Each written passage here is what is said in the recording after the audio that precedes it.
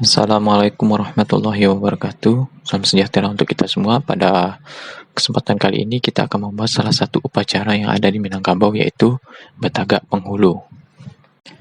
Yang pertama adalah pengertian penghulu.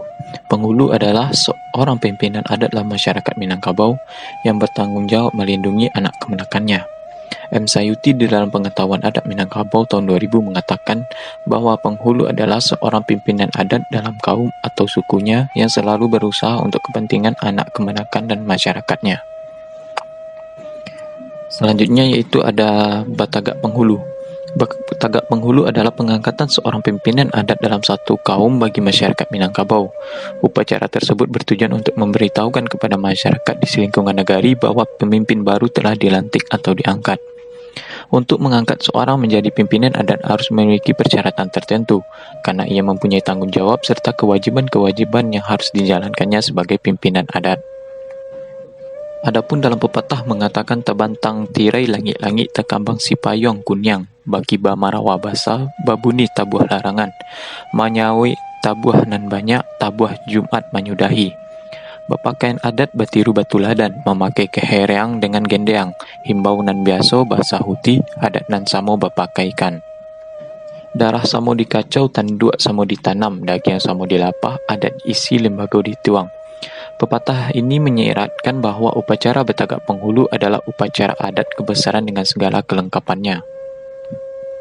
Maksud dari tirai langit-langit adalah hiasan langit-langit atau siling dari rumah gadang yang biasanya dipasang apabila dilaksanakannya upacara adat, khususnya pada upacara adat kebesaran.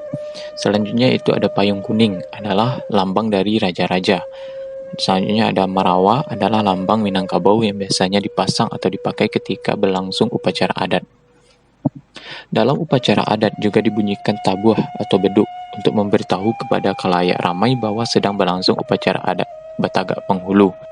Dalam upacara Batagak Penghulu, semua yang hadir memakai pakaian adat sesuai dengan statusnya dalam adat, dan terjadi sambah menyambah yang memakai petatah petitih. Yang paling penting sebagai syarat utama dalam upacara Batagak Penghulu adalah memotong seekor kerbau. Darah samo dikacau maksudnya adalah sebagai lambang bahwa upacara adat Batagak Penghulu dilaksanakan atas musyawarah dan mufakat. Tanduk samo ditanam adalah lambang menanam hal-hal yang buruk dan berbisa. Daging sama dimakan adalah lambang keputusan bersama yang dinikmati secara bersama. Selanjutnya yaitu syarat Batagak Penghulu. Hal yang membolehkan suatu kaum atau suku mengangkat penghulu baru antara lain hidup bakari lahan, mati batungkek budi, bapun tiang di tanah tasirah, basiba silangan baju dan membuat kotonan baru. Baputiang di tanah tasirah atau gadang di pengkuburan, yaitu mengangkat penghulu baru di kuburan ketika penghulu yang sedang menjabat meninggal dunia. Dan upacara penobatan penghulu baru berlangsung di pengkuburan ketika sedang berlangsung upacara pemakaman penghulu yang meninggal. Menggunting siba lengan baju, memberikan gelar pusaka kepada kemenakan yang datang terbang menumpu, hingga mencengkam semasa nenek moyang dahulu, yaitu orang yang datang menumpang atau meminta perlindungan di bawah suatu payung adat persukuan, dan diakui sebagai anggota kaum dan telah mengisi adat lembaga kepada penghulu yang menaunginya. Mempersiapkan upacara Batagak Penghulu. Tata cara upacara Batagak Penghulu tidak sama pelaksanaannya pada tiap-tiap nagari atau luhak, karena diwarnai oleh adat selingkungan nagari. Namun bukanlah hal yang dipermasalahkan atau dipertentangkan, melainkan dianggap sebagai pengayaan dari adat itu sendiri. Namun, secara umum hal yang sama dilakukan sebelum upacara Batagak Penghulu adalah di setiap nagari dan luar, antara lain kesepakatan kaum, kesepakatan mamak kepala suku, dan kesepakatan penghulu dalam nagari. Kesepakatan kaum di beberapa negari dan luhak dinamakan juga dengan babawa-bawa atau musyawarah kaum. Bak kato pepatah mengatakan bak iyo jo adik, bak tido jo kakak. Mak ajun jo orang sumando, boleh ayah kapan bulah, boleh kato jo mufakat, boleh dapet digolongkan. Picak dapet dilayangkan, duduk surang basampik-sampik, duduk basamo belapang-lapang. Dalam acara babawa-bawa atau musyawarah, mencari beberapa kesepakatan antara lain. Yang pertama, menentukan calon. Yang kedua, menghitung biaya yang diperlukan. Yang ketiga, mencari sumber dana. Yang keempat, membentuk pengurusi kenduri yang terdiri dari penghulu negari dan mempersiapkan semua material keperluan. Apabila sudah ada kata mufakat semua anak kemenakan dalam kaum untuk mengangkat penghulu baru yang akan menggantikan penghulu sebelumnya, maka rundingan dapat dilanjutkan. Yang paling penting dalam rundingan ini adalah memilih orang yang akan dijadikan sebagai calon penghulu. Apabila sudah ada kesepakatan semua anggota kaum untuk mengangkat atau menunjuk seseorang untuk dijadikan penghulu, maka barulah dilanjutkan dengan rundingan berikutnya, yaitu mengundang penghulu yang sukuan dengan kaum yang mempunyai hajat dan diadakan musyawarah berikutnya. Dalam musyawarah ini, orang lelaki yang dituakan di dalam kaum akan menyampaikan maksudnya kepada penghulu yang diundang, bahwa kaum tersebut bermaksud untuk mengangkat penghulu baru untuk menjadi pimpinan di dalam kaum karena salah satu alasan di atas.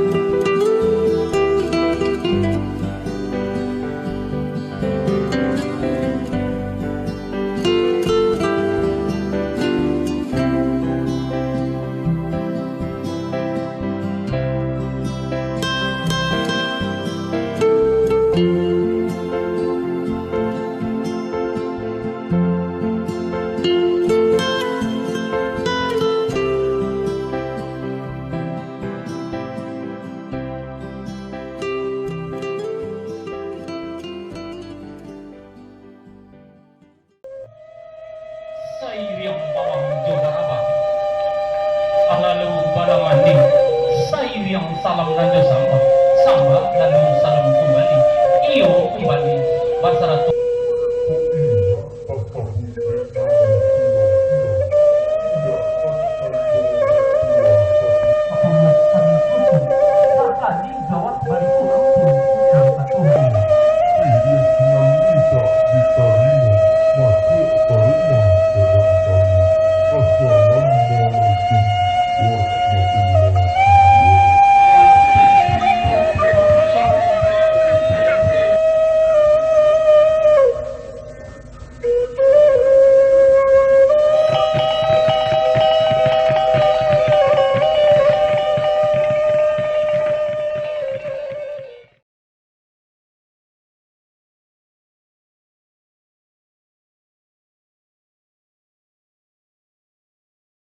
Assalamualaikum warahmatullahi wabarakatuh. Saya Nisa Fatin Tridani akan menjelaskan upacara adat perkawinan di Minangkabau.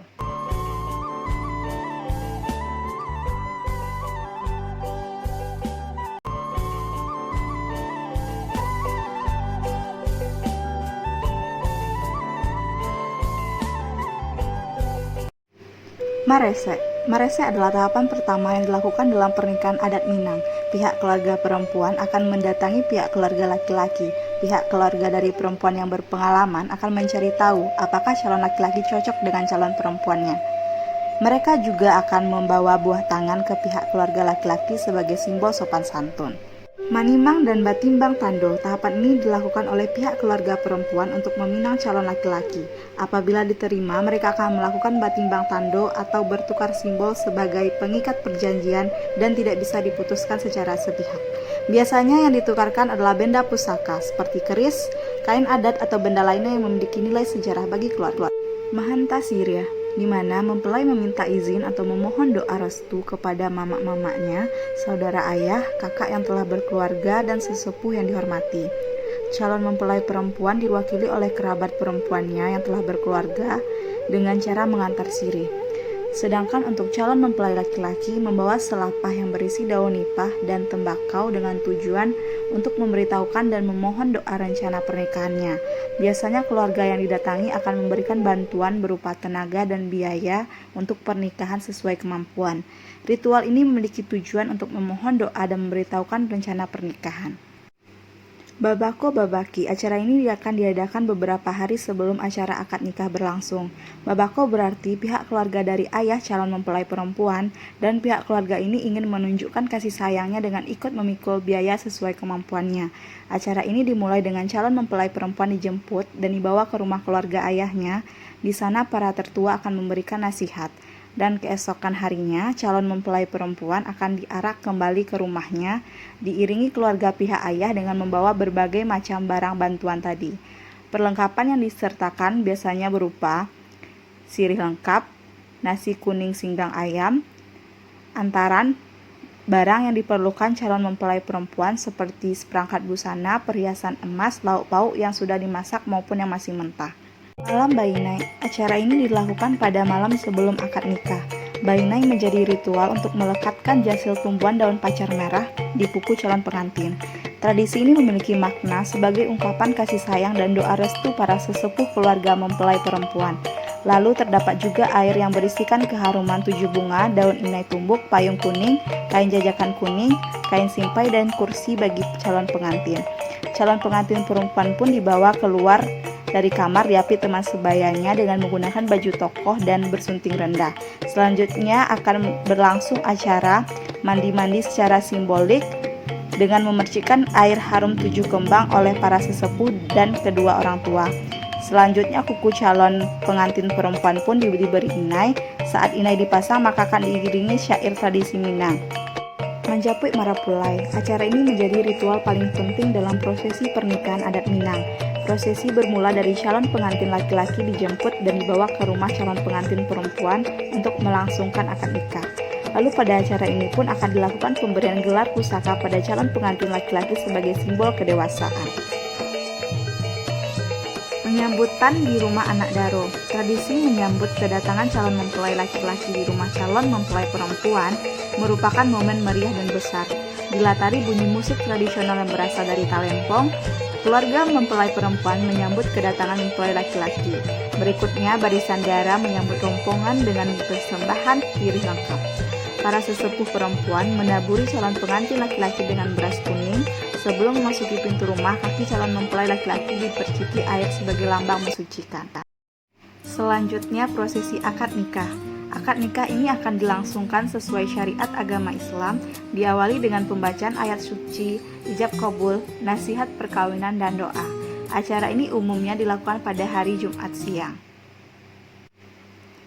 Basandiang di pelaminan. Setelah akad nikah berlangsung, maka kedua pengantin akan bersanding di rumah anak daro. Anak daro dan marapulai akan menanti tamu alek salingga alam dan diwarnai musik dari halaman rumah.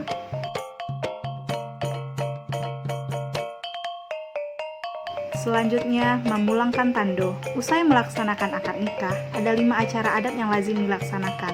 Mulai dari memulangkan tando, mengumumkan gelar pengantin laki-laki, mengadu kening, mengeruk nasi kuning, dan bermain coki.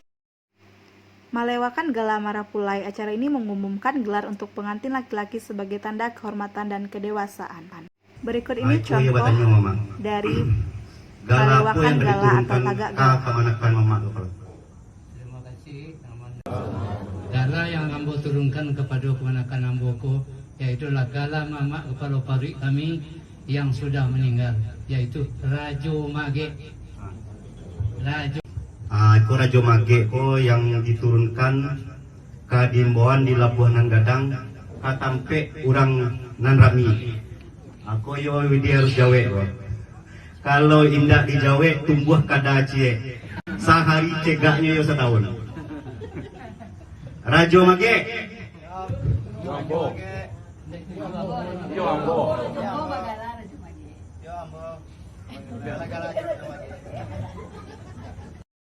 Widya Forianda Pharma, Samu Ranggai Ambo, Diagi Agala, Rajo Mage, Samu Mama Ambo. Kita di Imbauan, ke ujung ke pangkal, Rajo Mage. Rajo Mage. Ambo. Yo Ambo. Rajo Mage. Yo Ambo. Rajo Mage. Yo Ambo. Jaga rawa. Rajo Mage. Manikam Jaja. Manikam Jaja adalah prosesi pernikahan adat Minang yang terakhir.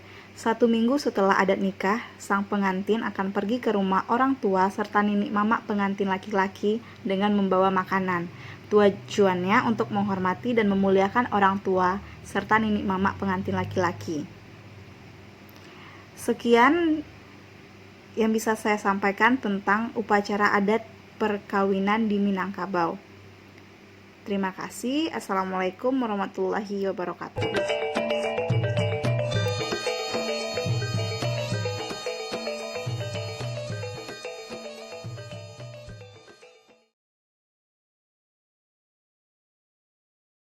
Assalamualaikum warahmatullahi wabarakatuh. Salam sejahtera untuk Bapak Edmi Hardi dan teman-teman semua.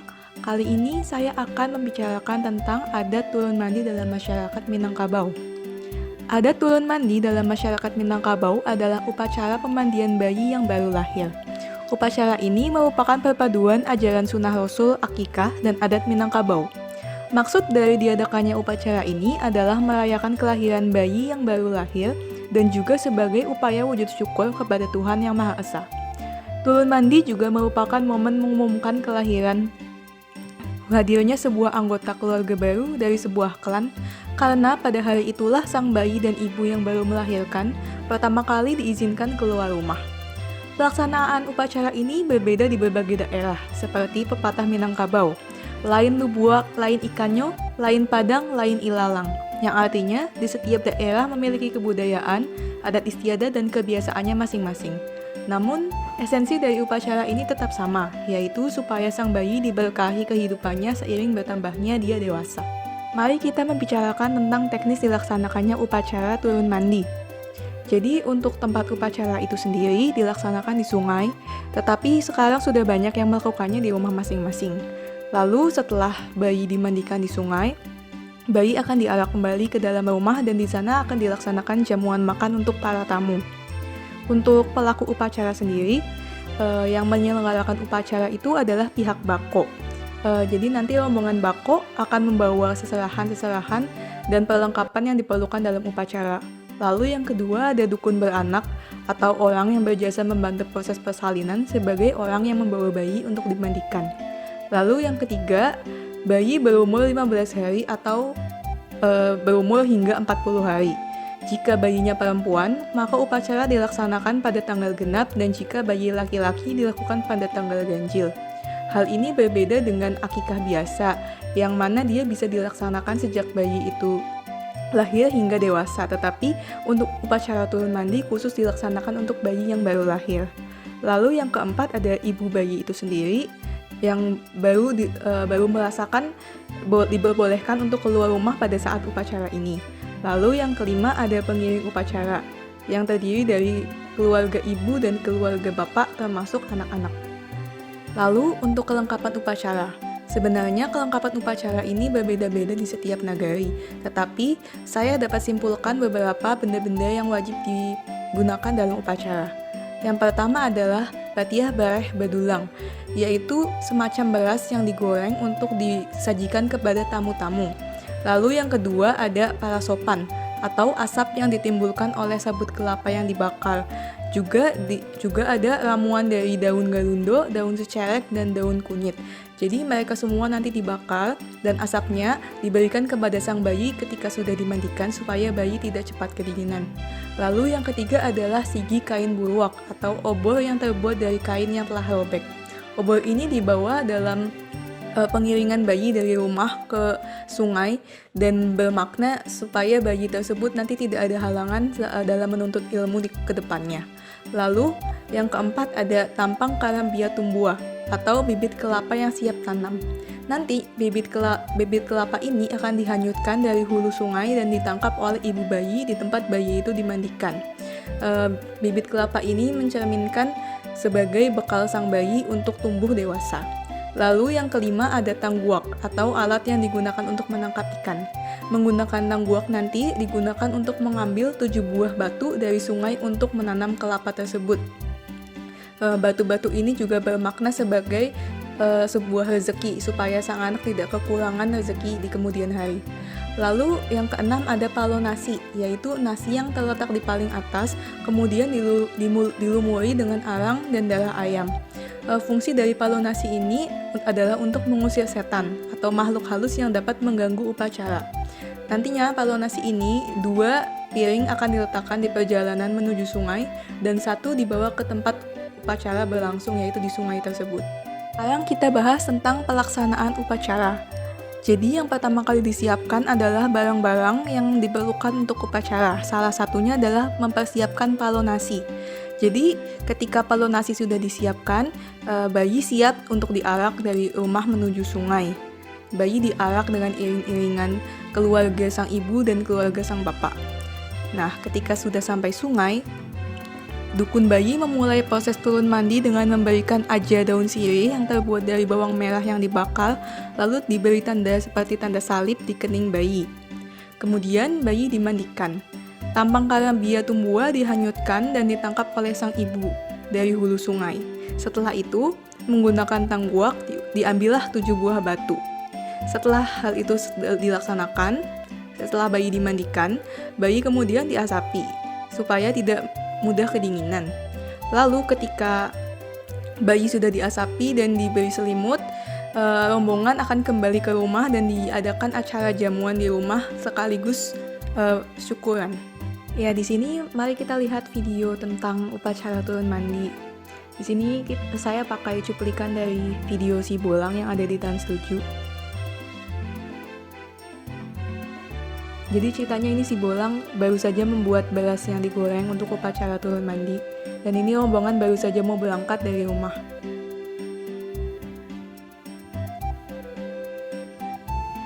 Bisa dilihat yang membawa bayi ditutupi pakai payung di atas.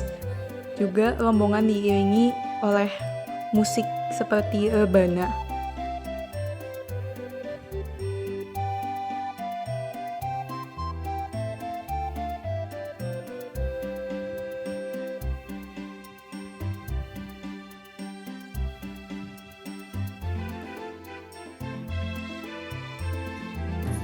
Nah, ketika sampai sungai itu juga ada para sopan yang diberikan kepada bayi, dan ini adalah kelapa yang akan dihanyutkan.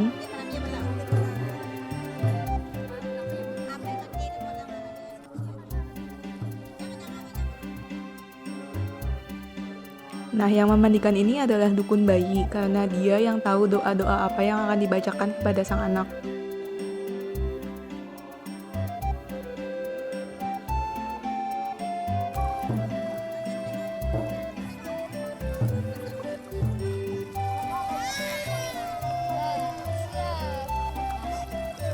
Nah, ketika sudah selesai upacara memandikan bayi, mereka akhirnya balik ke rumah untuk mengadakan acara jamuan makan.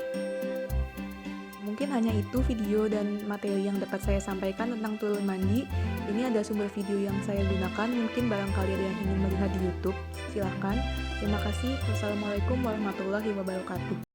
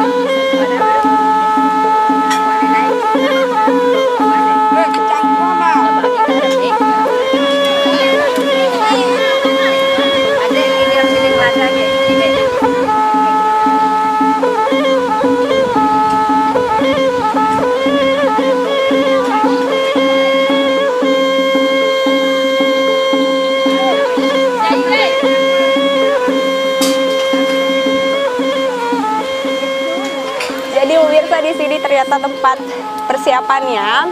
Ini ibu-ibu sedang mempersiapkan hidangan yang akan menjadi jamuan pada acara tolak bala. Asapnya mengepul. Kita kesini ya Bu ya. Izin ya, Ibu nggak apa-apa sambil masaknya. Itu masak apa Ibu? Oke Ibu, maaf. Gulai nangka. Istilahnya apa kalau di sini? Subadak.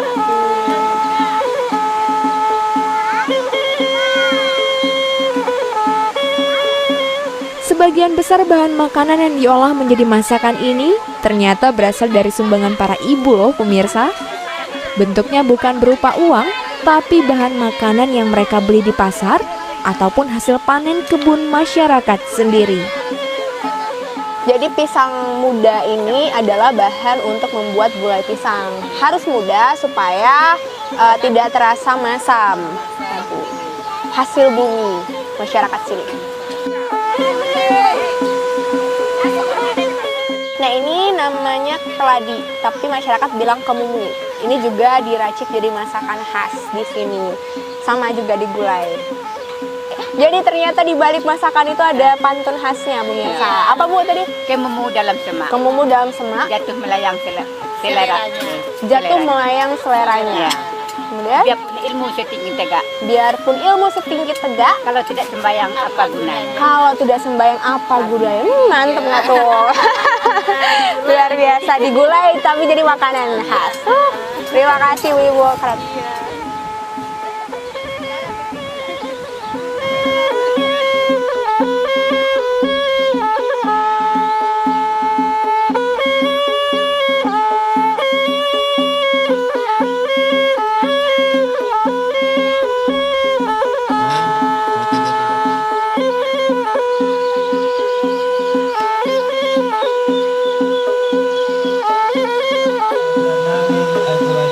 Tahun ini, upacara tolak bala diadakan di hari Jumat.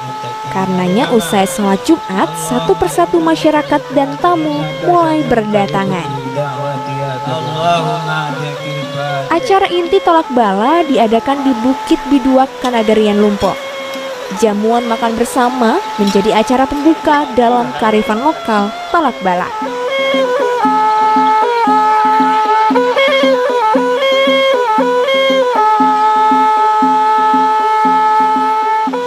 Makan ditemanin oleh ibu-ibu Mirsa. Jadi ini sekarang sudah dalam prosesi jamuan makan bersama.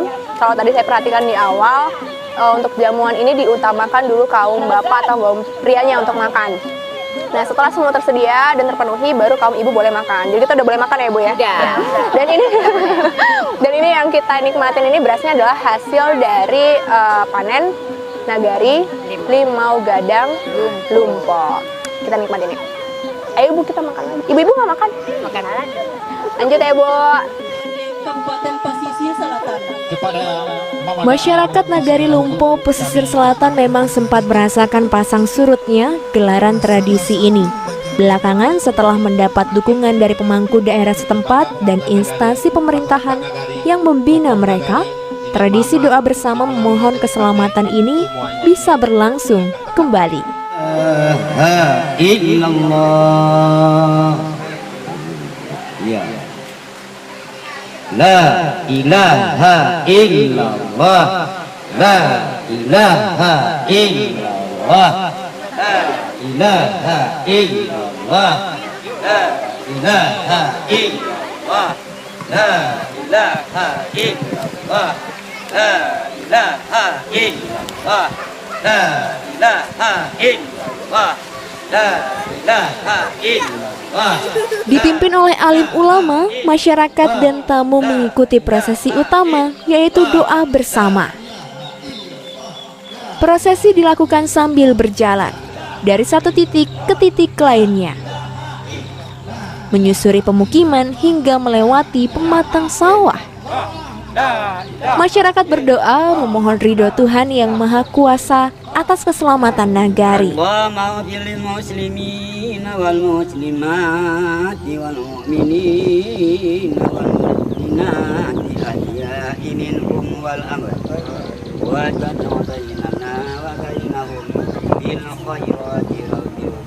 tulak bala ini ada merupakan pada nenek moyang kami. Mendiba cara-cara agama Islam. Pantangan tulak bala di agama Islam. Tidak boleh kok buat iyo dan tidak boleh melakukan hal-hal yang lain. Tidak boleh membuat bukan yang baik-baik, yang elok tak boleh. Yang boleh ancak-ancak boleh. Yang tidak tak boleh. Ramikan surau, ramikan masjid, awak selaku keluarga masyarakat, rukun dan damai, tolong bantu. Doa sampai itu minta jauhkan, mudahkan rezeki kami, sehatkan keteraman kami. Dan kami betul pula meminta kepada rukun dan damai kepada Engkau ya Raja, Engkau ya Allah dan kami.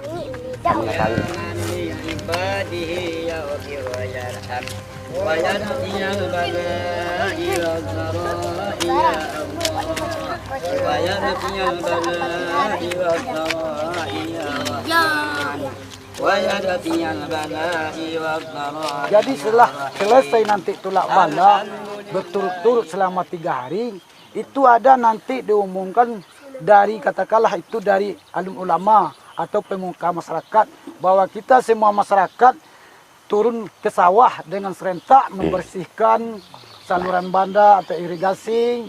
Setelah itu baru kita mulai menyemai atau membuat semaian atau kata orang kini ini memayak, menabur sebenarnya.